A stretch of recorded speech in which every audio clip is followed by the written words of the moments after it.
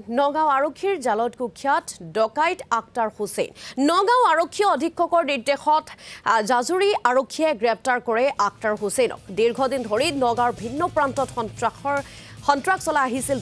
ডকাইতটোৱে 20 জানুৱাৰীত টকৌবাৰীত সংঘটিত চাঞ্চল্যকৰ ডকাইতি কাণ্ডৰে জড়িত আক্তাৰ হুছেইনৰ বিৰুদ্ধে আছে কেইবাটাও ডকাইতিৰ ঘটনাৰ অভিযোগ মাটিৰ দালালি আৰু প্ৰবঞ্চনাৰ বহু গোচৰ ৰুজু হৈ আছে আক্তাৰ হুছেইনৰ বিৰুদ্ধে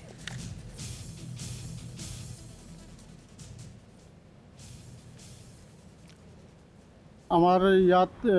আক্তাৰ আলী নামৰ এজন গুণ্ডা প্ৰকৃতিৰ ব্যক্তি হয় তেওঁ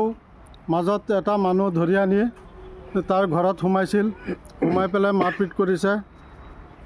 টকা পইচা লুণ্ঠন কৰিছে আৰু বাইক এটাও লৈ আহিছিল তাৰপিছত সেই মানুহটো ঘৰৰ পৰা পলায়ন কৰি যোৱাৰ পিছত তেওঁ এই যিটো ঘৰত নি পেলাই থৈছিল সেই ঘৰৰ মানুহজনক হেৰি কৰিছে প্ৰেছাৰ দিছে তেওঁক মাৰিব ধৰিব কাটিব বুলি কৈছে আমি জানিব পাৰিছোঁ যে আৰু এজন মানুহ তাৰ মামাৰ ঘৰত হাত ভৰি বান্ধি নি পেলাই ৰাখি পেলাই তাক কিডনেপ কৰি পেলাই তাক অত্যাচাৰ কৰি পেলাই ৰাখিছিলে মানুহজন ভাগ্যৱান তাৰ পৰা কোনোমতে আত্ম বচাই নিজৰ জীৱনটো বচাই লৈ হাৰি লৈ গৈ পেলাই থানাত গোচৰ দিছিলে জাজুৰী থানা ছাৰক ধন্যবাদ জনাইছোঁ মোক যে আক্তাৰে ধৰি নিছিলে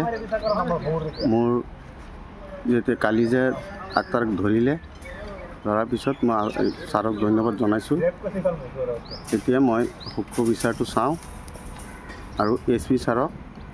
মই ধন্যবাদ জনালোঁ নগাঁও যে এইটো আমাৰ ন্যায় বিচাৰটোলৈ চাওঁ